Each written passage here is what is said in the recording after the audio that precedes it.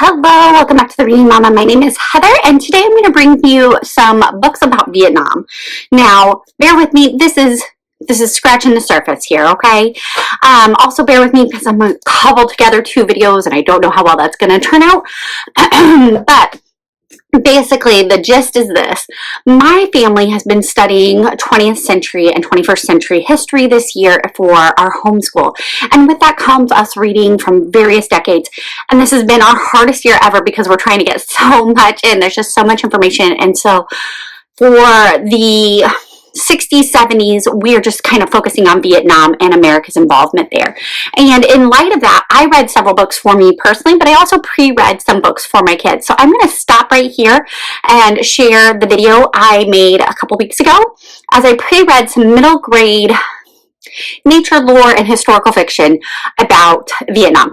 I understand that it is 2026 and calling Vietnam historical fiction is a bit crazy, but that was many years ago, and we're looking at 50, 60 years ago now.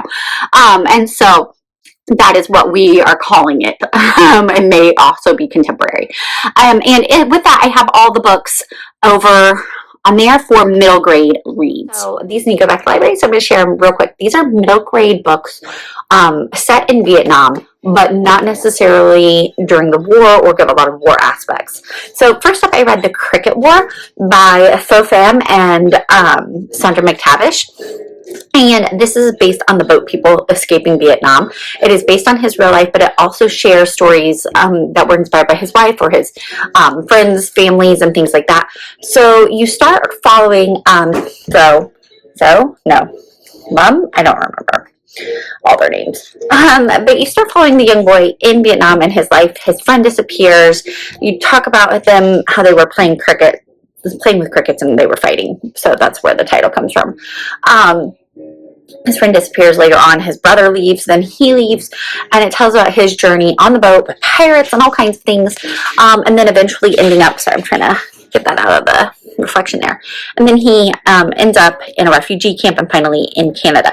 This is a middle grade book, so it is not super thick. It is not very intense, even though depending on the sensitivity of your child, it could be very intense, because he's alone, he's without his parents.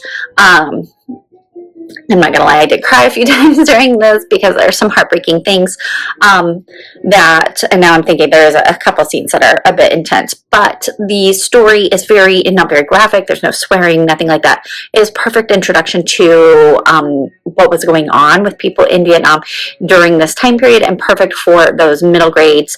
I would say maybe third grade and up. I enjoyed it. If for a middle grade novel, I don't know that a high schooler would really love it, but it is a good elementary story. The next is I have two books by Hun Quang Nguyen. Sorry if I'm butchering your name. But these books take place in Vietnam and give you life in a rural setting in Vietnam. I read the first one. I did not read the second one because it was much of the same. I would almost say they're more like nature lore because it tells so much about the animals and about the nature there in Vietnam, but it also tells about his life and what things were like all before they had to leave because of the war. So there's a lot of just life and what it was like in Vietnam, and these are suitable. I'd say Water Buffalo Days, I'm going to give it to my second grader. I think it's perfect reading level, and I think it's the interest level issue. Like The Land That I Lost, as I flipped through it, it had a lot of similar stories and similar format, a little bit more intense, so maybe third grade and up, but they're very, very good, giving kind of a life, what culture was like there and things like that. So I highly recommend those. Okay, moving on from middle grade Vietnam set books, I'm also going to throw in some YA books. The rest are going to be primarily for adults because I like to read along with my kids for the time period they're at, and so I try to share those as well. For high school, now I know there's probably a lot more out there, but I have a nonfiction and a fiction book that I'm giving my high schooler, and that is America and Vietnam, The Elephant and the Tiger by Albert Marin. This is a phenomenal nonfiction. I have talked about Albert Marin probably too much on this channel, but I absolutely love it.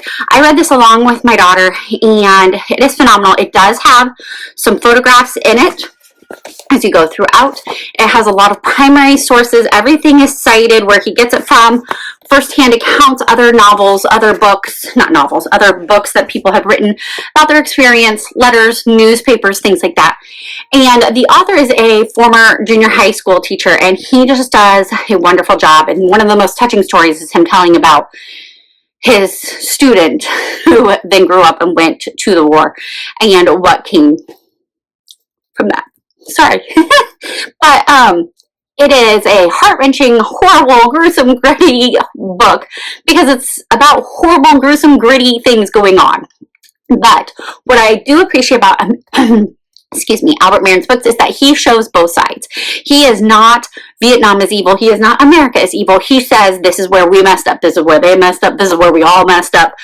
There's really very little good going on, but he is quick to point out the faults where they lie and what things happen. I will tell you, if you're going to give this to your high schooler, you might want to pre-read it, especially if you have a sensitive reader. I wouldn't recommend it if you have any kind of worries about it, because there are some portions that are just atrocious. They are truly the stuff of nightmares. And so if you have a child who is sensitive that you don't want them to read that, you may need to find a better summary synopsis of the war, like Story of the World or Story of Nations. Those have some chapters about Vietnam, whereas they're not the whole thing. I'm okay with my high schooler reading this, except for one chapter where it gruesomely describes a form of torture that I did not think she could handle. There were several other forms of torture that I thought, she's heard about this. We read about martyrs, we read about Christ's crucifixion, but there is one that is particularly gruesome, and I had her skip that. And if you need to know where it's at, if you end up getting this book, it is on page 149 in the Search and Destroy chapter. But this does a really good job of showing both sides of the story. I love the personal accounts and everything in it, and I just thought this was a perfect high school read. My husband and I were discussing it as I went through it because I'm just shocked because I didn't study this in school. And so it's got a lot of good information. I really appreciate it. That's enough of that. Also for my high school, she's reading Wednesday Wars, is Vietnam War adjacent. Hauling Hood, which I think is just the most horrible name, but beloved story. My daughter started reading this. She's a sophomore, and she absolutely loved it. I read it in a night last year because I was pre-reading it and I just couldn't put it down. And it tells the story of Hauling Hood in 1967, and he's just an average kid in the Midwest. I think Midwest. I don't remember what town, what state they're in. Maybe they're on the East Coast. I don't know. But he's in 6th grade, I believe, and he has a teacher who hates him. And the Wednesday Wars are all the other kids in his class are going off to parochial lessons at whatever, either the Jewish school or the Catholic school or wherever they're going for those lessons, and he's not part of either of those congregations, and so he's home. He's at school alone, and he gets stuck with the teacher, and the teacher's just the meanest teacher in the world, and you hear his side of it. Meanwhile, you're getting the snippets of the Vietnam War and what is going on. His sister is very much anti-war, and it tells all of that, and it tells their kind of interaction with that, and so you're getting all these things secondhand about what's going on in the war, and I think that that's a really great introduction for kids. It's showing what it's like for an average American kid here at home of what's going on during that time. It is very powerful. It's very funny. It was just a really fun book. I know that Gary Schmidt has some others, some spin-offs, but I haven't read those yet, and I really did enjoy those. So there is one more book I read that it could maybe be high school, I think. I think it was pretty clean, if I remember correctly. I mean, it was clean. There was anything like that.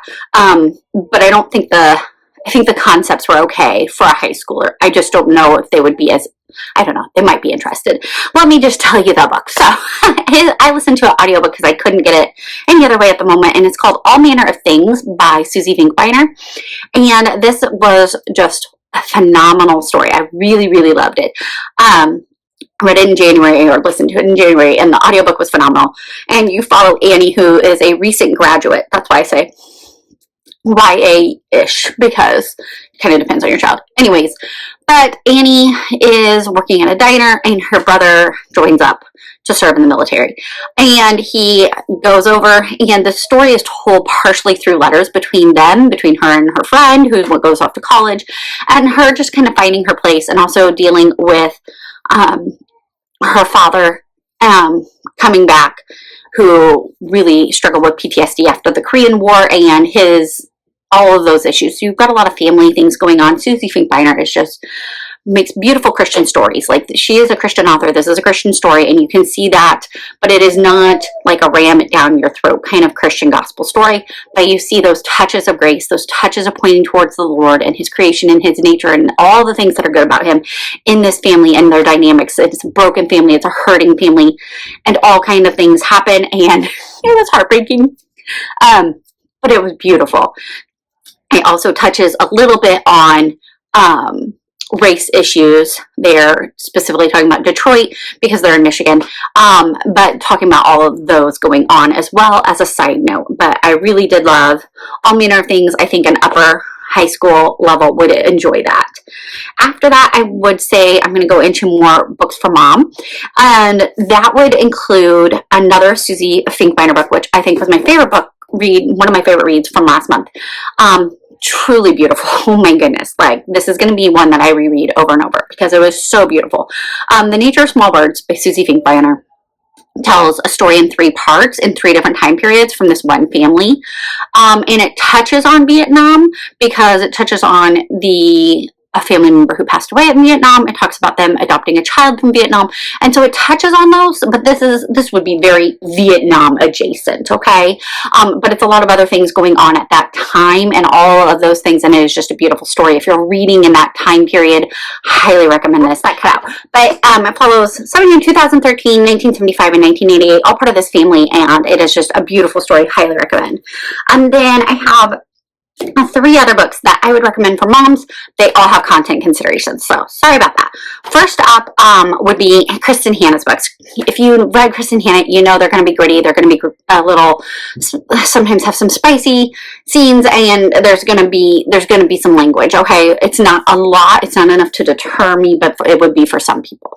So keep that in mind. There's The Women, which is very popular right now, which follows a nurse in Vietnam during all of this, and it is hard hitting. Okay, it is very intense, and it does have all those things I just said. The other would be The Great Alone, which is one of my favorite. It's my favorite Kristen Hanna that I've read so far, and this is Vietnam adjacent because her father came home from Vietnam. The main character's father came home from Vietnam and has some serious PTSD, and that affects the whole family from there on. But again, it's got all those 3 content considerations.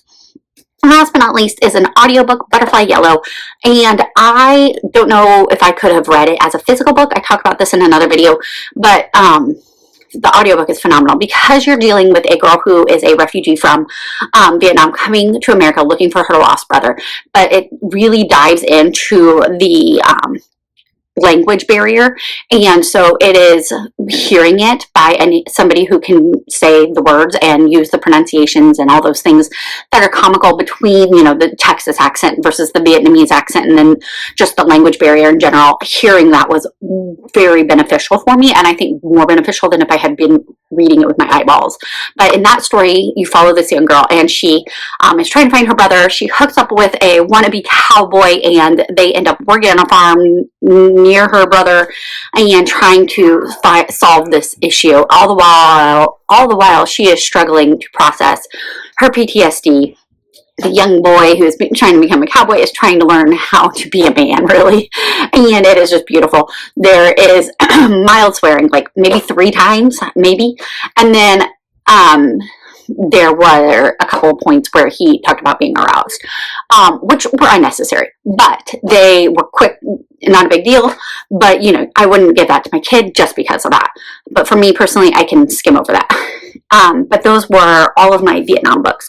So thank you so much for watching. If you have other books set during Vietnam, historical fiction, contemporary fiction, Vietnam adjacent, or some great Vietnam nonfiction books that you recommend for any age, drop it below. Let us know what ages recommended for. And thank you so much for watching, and have a blessed day.